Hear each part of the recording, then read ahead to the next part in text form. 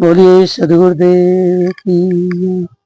अर्चनीय वंदनीय पूजनीय पूज्य गुरुदेव जी, श्री साहिब जी, बुद्ध मंगल में संत समाज, श्रद्धा अनुरागी बंधु। अभी आपने बहुत सुंदर साहिब जी, श्री रमन साहिब जी के द्वारा भक्ति की विशेषता पर साहिब प्रकाश डाल रहे थे। तुलसीदास जी महाराज कहते हैं, भक्ति तात अनुपम सुख मूला, मिले ही जो संत हो ही अनुकूला। भक्ति क्या है? बोलते हैं भक्ति ऐसी है कि सुखों की मूल है, मूल की बड़ी कीमत होती है। जिसे भक्ति करते हैं वो सुख चाहते हैं। संसार में सभी प्राणी सुख चाहते हैं, दुख कोई चाहता नहीं, परंतु सुख का काम नहीं करते, काम करते हैं दुख का, तो सुख कैसे मिलेगा? इसीलिए भक्ति की महिमा बहुत है और भक्ति की महिमा अपार है। जन जाने कोई, ऐसे संत महापुरुष कहते हैं। आज हम आप देखते हैं भगवान राम, और जहां दरबार लगा रहता है वहां हनुमान जी हमेशा हाथ जोड़कर तैयार रहते बैठे। इसीलिए कहते हैं कि जो भक्त है वो भगवान से भी ज्यादा भक्त हो जाता है। कहते हैं भगवान राम श्वेत बांध करके लंका पार की, समुन्दर पार किए, परंतु हनुमान जो है कूद करके चले। वो किसके प्रताप से? भक्ति के प्रताप से। हमेशा उनकी भावना अपने इष्ट में हमेशा लगी रहे। जब वो जाने लगे लंका में तो कितनी विघ्न आए, कितनी बाधाएं महारानी सीता की खोज में। जब वहां पर भगवान राम ने भेजा कि हनुमान आप जाइए, तो सभी सेना गई, वानरी सेना। परंतु जब हनुमान जी लंका में जाने के लिए समुन्दर पार करना था, तो उस समय पर अनेक विघ्न आए, परंतु हनुमान जी कोई विघ्न की तरफ ध्यान नहीं दिया। प्रलोभन आया, सोने का पर्वत मिला, पर नहीं, उन्होंने कहीं रुके नहीं। उन्होंने कहा, राम काज कीन्हे बिना मोहि कहाँ बिसरा। ऐसा जब दृढ़ संकल्प होता है साधक में, तभी वो आगे बढ़ पाता है। जैसे साहब ने भी कहा कि साधक चलते तो हैं, भक्ति करते हैं, सेवा करते हैं, भजन करते हैं, और कुछ दिन करने के बाद फिर पतन क्यों हो जाता है? तो ढिलाई हो जाती है। मूल कारण यही है हमारे जीवन में ढीलापन। जब हमारे अंदर में ऐसे भाव आ जाते हैं, या कभी कभी अहंकार आ जाता है कि मैं बहुत बड़ा सेवक हूँ, तो भी पतन का कारण बन जाता है। जैसे साहब ने उदाहरण दिया, ऐसे प्रत्यक्ष हमारे दादा गुरु तफसीर साहब जी के साथ एक सेवक रहते थे, और सेवा करते करते उनके मन में ऐसे जगह के संतों के पास क्या है, कुछ भी नहीं, तो घर गृहस्थी चले गए। घर गृहस्थी में गए तो सब भक्तों ने तो देखा कि भाई वो तो सेवा में रहते थे, बड़े साहब जी की सेवा में रहकर फिर कैसे घर आ गए? परंतु मन है, ये मन बहुत नहीं समझो तो मन हमें कहाँ गिरा देगा, कहाँ डाल देगा, ऐसे वो का मन नहीं समझा, इसीलिए गृहस्थी में चले गए। दुकान लगाए थे, दुकान में काम करते थे। एक दिन कोई लेन देन की बात पड़ी, तो कोई पैसा ले, सामान ले गया पर पैसा नहीं दिया। उन्होंने मांगा होगा, तो कोई मुसलमान था, उसने उनको मार दिया, कुटाई कर दिया। पैसा तो नहीं दिया पर कूटने लगा, मारा। तो जो भक्त थे वो जानते रहे, तो उन्होंने कहा अब मिला? संतों के पास तो कुछ नहीं मिलता था, परंतु अब मिला कुछ, अब बेचारा क्या करे। और जो लोग संतों के बीच से चले जाते हैं, फिर उनका दशा वही होती है, गुरु सीढ़ी से उतरे शब्द विमुखा होय, और ताको काल घसीटी है राख सके ना कोई। साहेब जी के श्री अभिलाष साहब जी, उनके भी सेवा में रहते थे। उस समय पर जब हम बनारस में 75 में 1975 में साहेब पारक प्रबोधिनी टीका छप रही थी बनारस में, तो साहेब बुना नाला में रहते थे, प्रेस के ऊपर ही।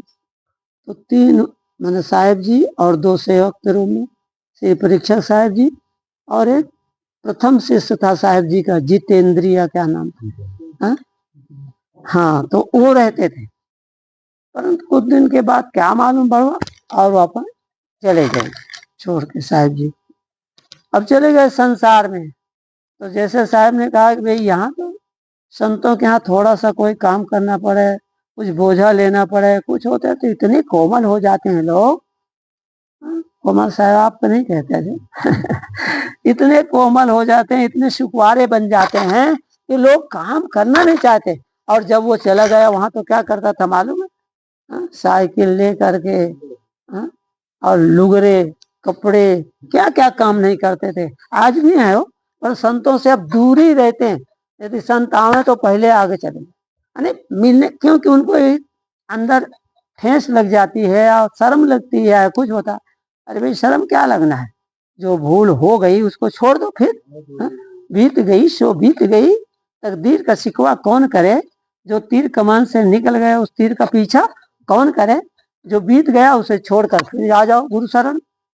और जब गुरु जी के शरण में आ जाएंगे तब फिर तुम्हारा जीवन का बेड़ा पार हो जाएगा। भक्ति की महिमा इसीलिए कहते हैं, भक्ति तातु अनुपम सुख मूला, जिसकी कोई उपमा नहीं दी जा सकती है। ये गुरु शरणों में हम लोग आए हैं। और यदि संसार में होता तो मालूम है कहाँ कहाँ। एक दिन हम आ रहे थे, गाड़ी में ही आ रहे थे, तो मन में ऐसे हो रहा था कि देखो यदि सदगुरु संत ना मिले होते तो जैसे संसार सब कैसे लथर पथर हो रहा।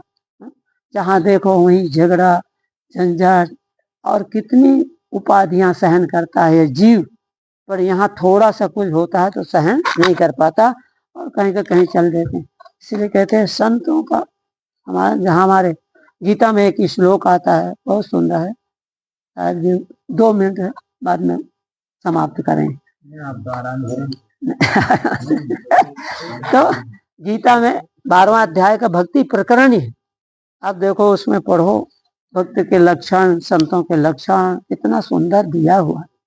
तो वहां पर भगवान कृष्ण कहते हैं कि अद्वेष्टा सर्वभूतानाम मैत्री करुणा एवचा निर्ममो निरहंकार निर्ममो निरहंकार सम सुख दुख क्षम। ऐसे कहते हैं कि जो संत हैं, साधक हैं, जो भक्त हैं, उनका जीवन कैसे होना चाहिए। सबसे पहले तो उनका जीवन ऐसे होना चाहिए, अद्वेष्टा सर्वभूता नाम। उन्होंने ये नहीं कहा कि केवल मनुष्य, सब पशु पक्षी कोई भी जीव है। देखो अपने यहाँ संत महात्मा कीड़ियां हैं। अब यहाँ लोग कितनी कीड़ियां हैं, हमारे यहाँ भंडारा में कितने जीव आ गए। तो संत महात्मा तो कहते हैं भाई मत मारो, क्या करें। पर संसार के लोग कहाँ समझते हैं, वो तो लाए दवा डाल दे दे खड़ा पर।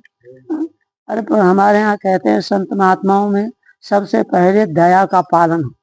इसीलिए जब हम आप गुरुजनों की बंदगी करते हैं, साहेब बंदगी, त्रैबार बंदगी करते हैं, तो उधर से वो दया, गुरु महाराज आशीर्वाद देते हैं। दया अर्थात दया का पालन कर। जीवन में सबसे बड़ी दया है, और जो दयावान होता है वो सबसे बड़ा होता है। तो इसीलिए कहते हैं अद्वेष्टा सर्वभूतानाम, सारे भूत प्राणियों से द्वेष से रहित। आदमी क्या, मनुष्य क्या, सारे प्राणियों से द्वेष ना करो।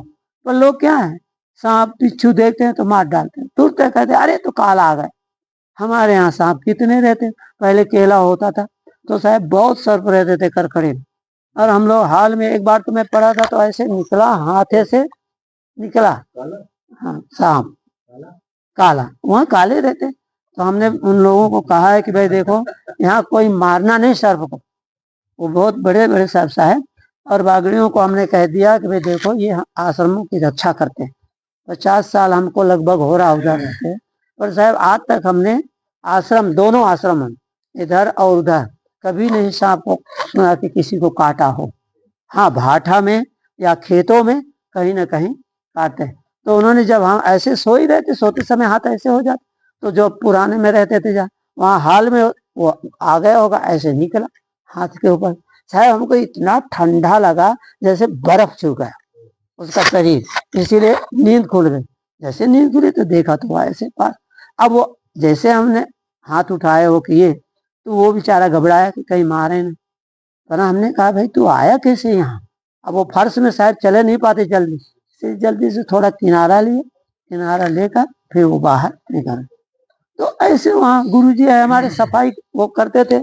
जमीन जो बराबर की है तब बना है ऐसा करखड़ी में, पहले तो टेकरे जैसा था जी। तो वहाँ रात के साहब जी मिट्टी खोदते थे और मिट्टी खोद कर सुबह छोड़ देते थे, और गुरुसेवक साहब जी भी गुरु जी भी सब, और फिर दिन के हम वो मिट्टी भगाते मतलब समतल करते थे।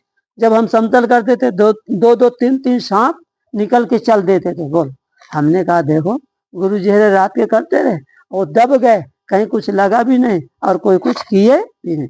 जब हमने भी मिट्टी ऐसे हटा रहे तब वो निकल के चल देते। तो इसीलिए कहते अद्वेष्टा सर्वभूता नाम। संत महापुरुष किसी भी जीव को नहीं मारते, फिर संतों से कैसा बैर? दूसरों से लोग क्यों बैर विरोध करते हैं? बोले भक्ति का लक्षण ही है कि निर्वैर रहो। कोई भी संत बैर क्यों होता? कि स्वार्थ के नाते होता। कहीं स्वार्थ होता है, अब नहीं काम होता तो लोग टकरा जाते हैं। इसीलिए कहते हैं अद्वेष्टा सर्वभूता ना मैत्री करुणा एवचा। मित्रता से रहो, प्रेम से रहो, करुणा से रहो मनसा। ये भक्ति के सब लक्षण है। तो इनको जो हम धारण करेंगे तो बोलते हैं तो महापुरुष तो मुक्त हो ही जाते, परंतु बोले भक्त भी ऐसे लगे रहेंगे। तो गुरु जी हमारे दादा गुरु बोला करते थे कि संत हैं इंजन और भक्त हैं डिब्बे। और बोले जो डिब्बे लगे रहेंगे इंजन को, तो जहां इंजन जाएगा वहां डिब्बे भी चले जाएंगे।